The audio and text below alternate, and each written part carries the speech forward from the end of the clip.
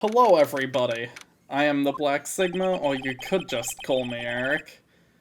This is the defendant lobby, but no defendant here. I've been trying to reach Lana all morning. Where could she be? Where's Emma for that matter?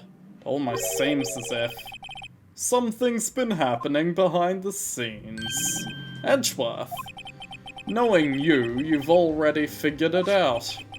Who the owner of the 7777777 ID number is, that is. Well, I have a pretty strong hunch. Looks like I'm not the only one who's figured it out. You know, the only reason this trial didn't reach a verdict yesterday is because there was still room for doubt regarding this ID record. If that number does belong to whom you suspect, then no doubt will remain. After all, he hasn't been officially charged with anything.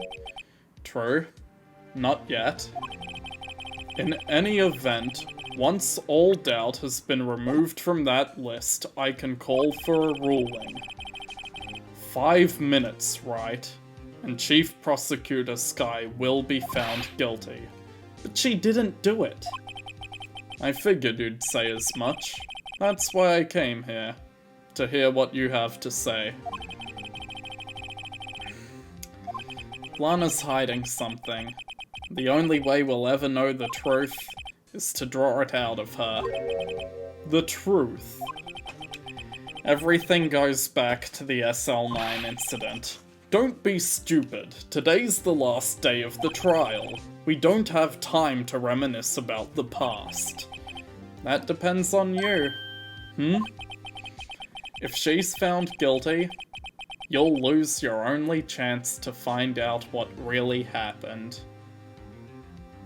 And Edgeworth, though I know you love to find people guilty, you love to find the right person guilty. Under that cold shell, you're an honest man.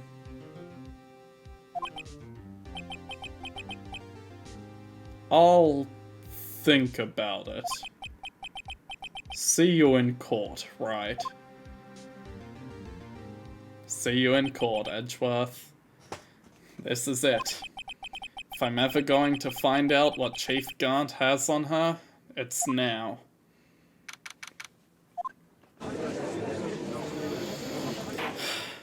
Court is now in session for the trial of Ms. Lana Skye. The defense is ready, Your Honor. The prosecution is ready, Your Honor. Normally this is when the prosecution puts forth its opening statement. But before that, the police chief has a proposal to make. Chief Gant? What are you doing here? Morning, folks! How's everyone doing? Hey, Udgy, been back to the pool yet? No, I've been drowning enough as it is in my work. Oh, that's a good one. Don't think I can top that. If you don't mind me asking, Chief, exactly what is this proposal of yours? Lana, that is to say the defendant, has asked me if she could speak directly to the court. She wants to do what? Having heard what she intends to say, I feel she should be granted her request. In the end, it should save everyone a lot of time and trouble. He's convinced her to do a full confession instead of just pleading guilty, Jesus. What's this all about, defendant? I'd just like to make one simple request and I'll be finished. Well then, what's your request? Your Honor, I'd like you to put an immediate end to this trial. Huh? I confess to all charges against me. On February 21st of this year, I murdered Detective Bruce Goodman in the underground parking lot of the prosecutor's office. No, Lana, you didn't. You can't. Your Honor, the defendant's claim does not change the defense's plea. In that case, Mr. Wright, I no longer require your services. But Lana, Your Honor, I hereby forfeit my right to an attorney. The prosecution may lack direct evidence against me, but it has sufficiently proven its case through testimony and circumstantial evidence. I would like you to render your verdict now, if you please. Well, the defendant certainly has the right to self-representation. Her request is legally valid, although this is an unprecedented situation. Indeed, it appears there's no further need to continue this trial, even if Mr. Wright may feel otherwise. This can't be happening. She can't just fire me on the spot to cover for... God. It appears the time for verdict has arrived. This court finds the defendant... Objection! One moment, Your Honor. Edgeworth. Mr. Edgeworth. The prosecution has not yet proven the defendant guilty beyond reasonable doubt. Any ruling at this stage would certainly be premature. Come now, Worthy. I understand this is a difficult time for you. But why don't you just be a good little boy and keep your mouth shut,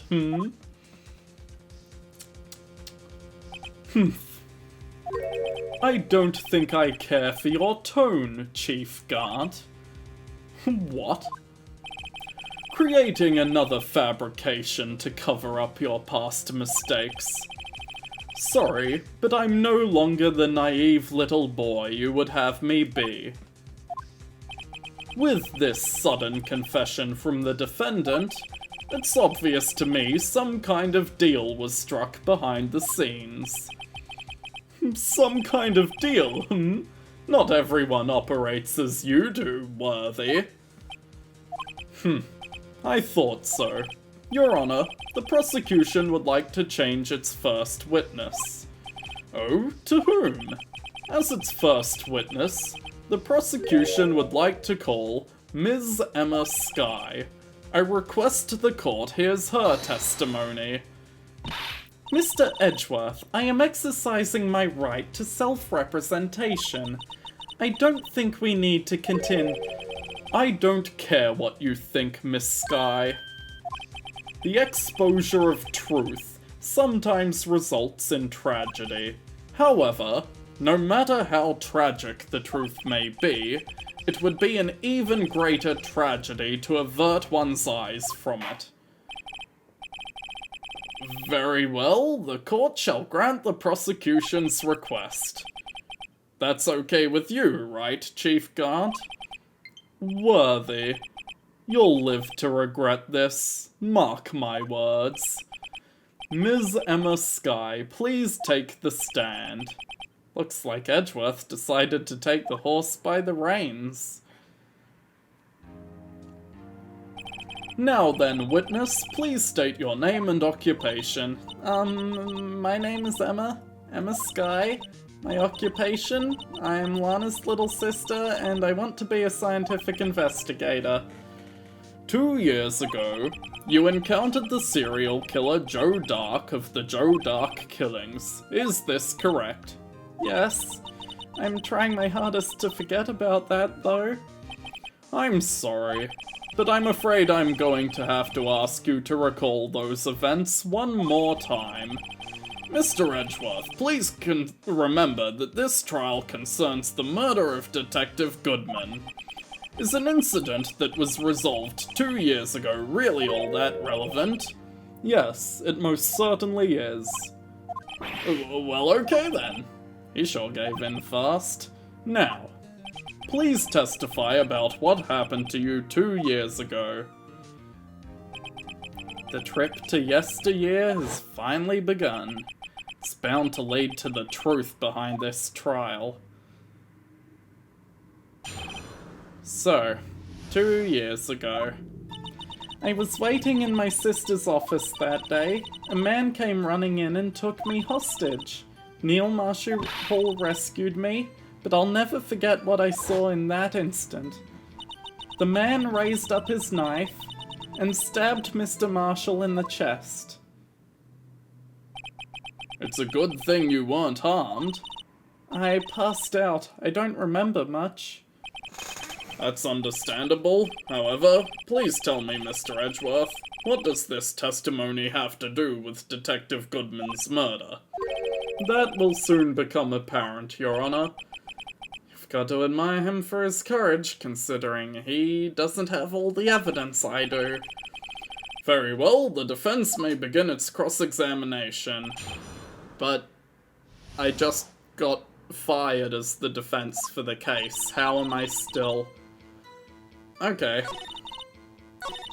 Anyway, you'll never forget what you saw.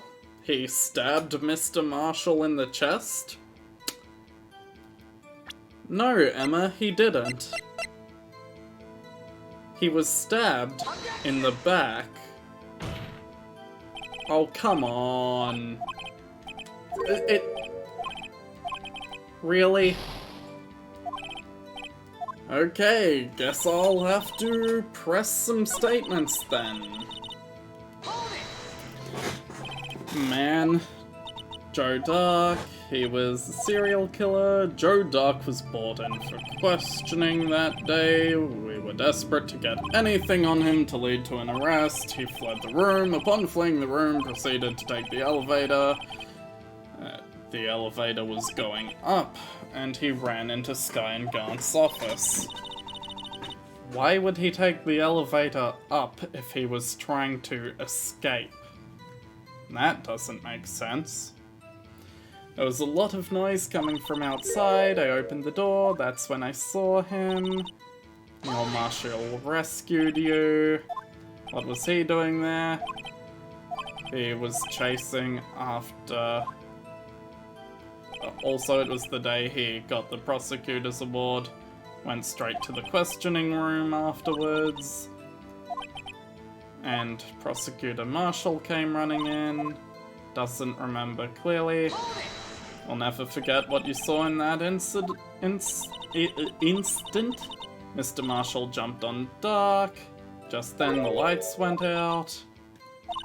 There was a terrible storm on, lightning struck, power went out. You shouldn't have been able to see anything. During a lightning flash, it left an image in her mind. You told Detective Goodman what you saw there.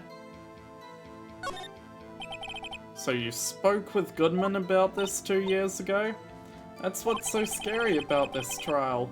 And you told Detective Goodman about what you saw? Yes, but at the time the words just wouldn't come out. That's why I drew a picture. Picture? Well, Mr. Wright, have you heard enough? No. This picture the witness drew. I believe it has very important meaning. But the list of evidence I was given 2 years ago didn't contain a picture. Witness, would you mind if we added this statement to your testimony? Yes, Your Honor. Drew a picture, but it seems to have been lost. About that, you drew a picture of what you witnessed, everything you could to help in the investigation. Edgeworth never received the picture. Anyway.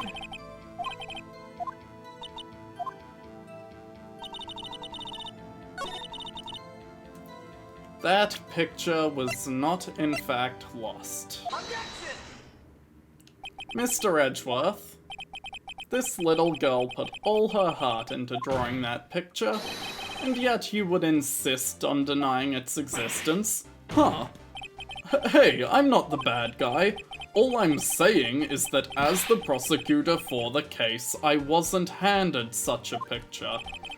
That may well be. But that doesn't mean it doesn't exist. Behold. This is the evidence list for the SL9 incident. Please turn it over, Your Honor. I feel like we've had this situation before, with a receipt with a victim's name on, Maya's name on it. Turn it over, turn it... what's this? Yes, what is that? Hey, that's it! That's the picture I drew! Indeed. Two men appear to be wrestling here. What's the meaning of this? What are you doing with that list? Me? Only the prosecutor in charge should have access to that list. Huh? These lists, they're different from each other. What? It would appear, Mr. Edgeworth, that the evidence list you were handed 2 years ago was incomplete. These two lists fit together to form one. You can see the marks here where they were torn apart from each other.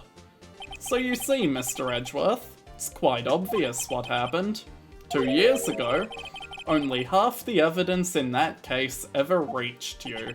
What? What? Order.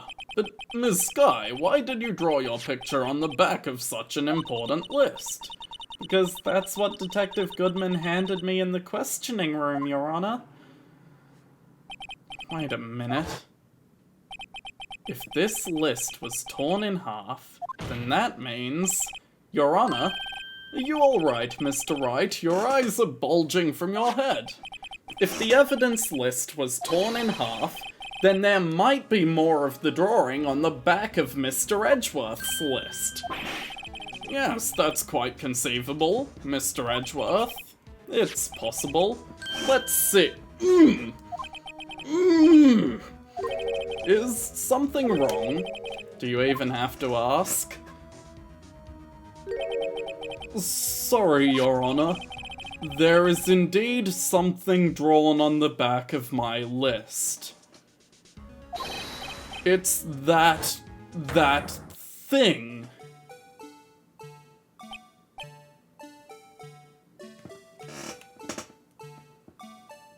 The Blue Badger. The police mascot.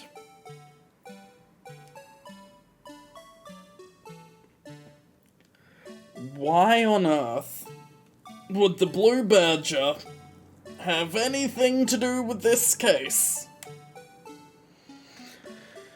Oh my god. I can see why Edgeworth was so distraught. Not just about realizing, why did I never check the back of this, but also, why the hell is this what was drawn?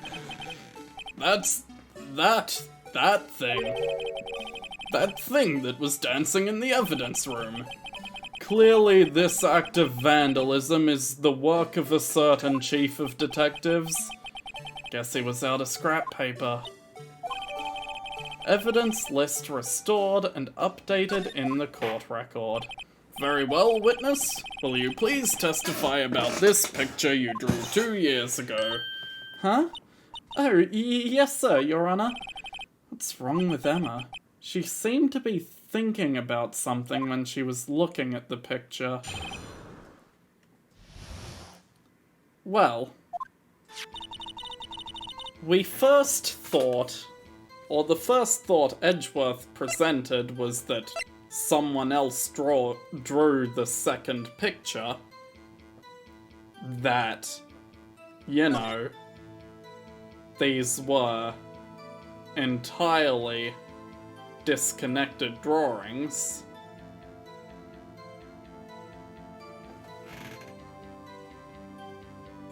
But there's got to be another possibility here.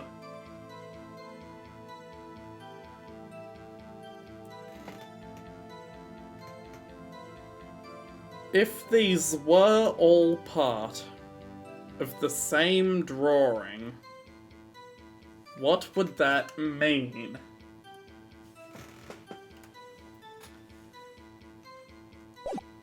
And to be more precise, I'm not entirely certain that it was the Blue Badger that was drawn. It's a silhouette of 3 points with bulbous ends. but it's a child's drawing. It very vaguely resembles this jar. If that jar was falling during the time of the murder, that could explain it. Or it could be something else entirely, and I'm a dumbass. This is the picture I drew 2 years ago. The flash of lightning was so bright, all I could see were shadows. After that, I must have fainted. This picture shows exactly what I saw in that instant. Including the blue badger. Supposedly. To think a flash of lightning could burn such an image into your mind. Thanks to that, though, she was able to show us exactly what she saw. Well, I don't see any contradictions here. This clearly shows Dark about to murder Prosecutor Marshall. The defense may now begin its cross-examination. Is it literally only that one line of testimony? No, it's all there. She claims this is exactly the scene that was imprinted on her mind, yet there's clearly a contradiction here.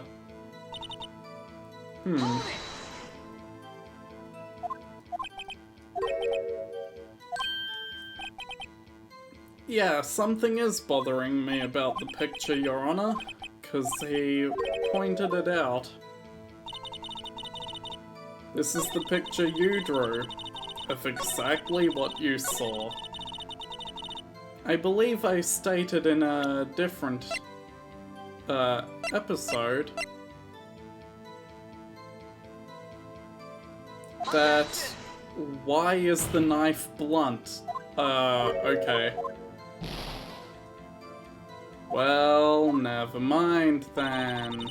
The time to say that he was stabbed in the back and not the front. Now is the time to say this. I pointed it out earlier.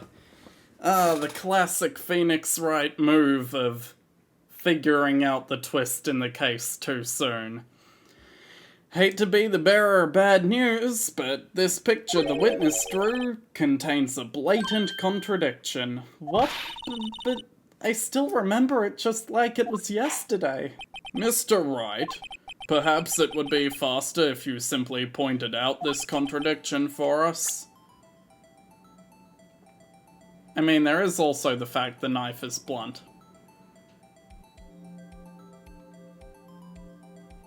I guess it's kind of the only thing I can point at the moment. The contradiction, of course, is here. Take a look at the knife the man is holding. If you look closely, you can see its tip is broken.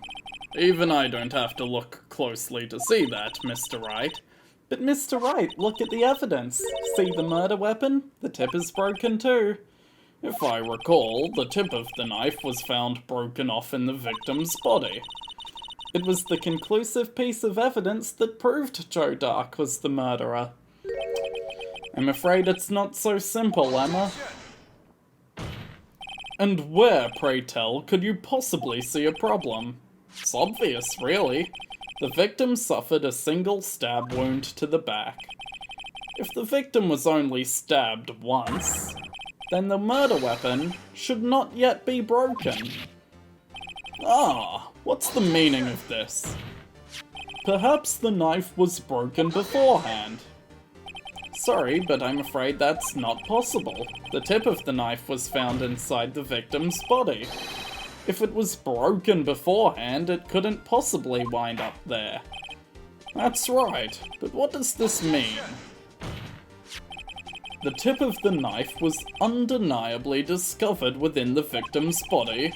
The only possible explanation is the witness's memory is mistaken. That's why I asked her so many times if she was sure she remembered correctly. I believe you were annoyed at the time, but she was sure she remembered correctly. But there's no other way to explain this inconsistency. Not so fast, Mr. Edgeworth. There is another explanation. Have you forgotten already? About a little something called falsified evidence? You're treading on thin ice, right? All I'm saying is that this broken knife tip might be the piece of evidence that was forged. You can't deny the possibility. No. Ugh! Order. Are you saying the investigation... the investigation really was corrupted? Your Honor, please allow me to once again go over the events that took place the day of the murder. The police department and the prosecutor's office were holding a ceremony that day. After receiving the King of Prosecutors award at the ceremony...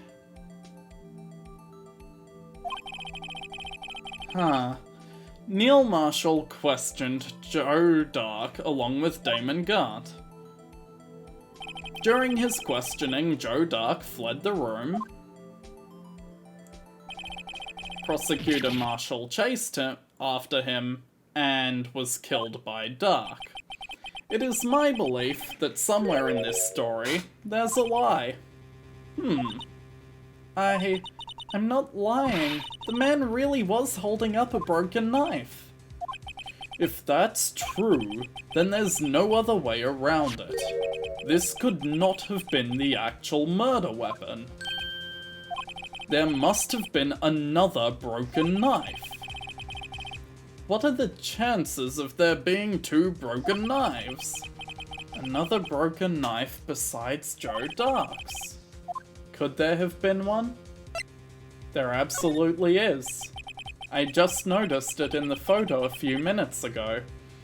If the witness is this adamant about the accuracy of what she saw, it can't just be explained away by a simple observational error.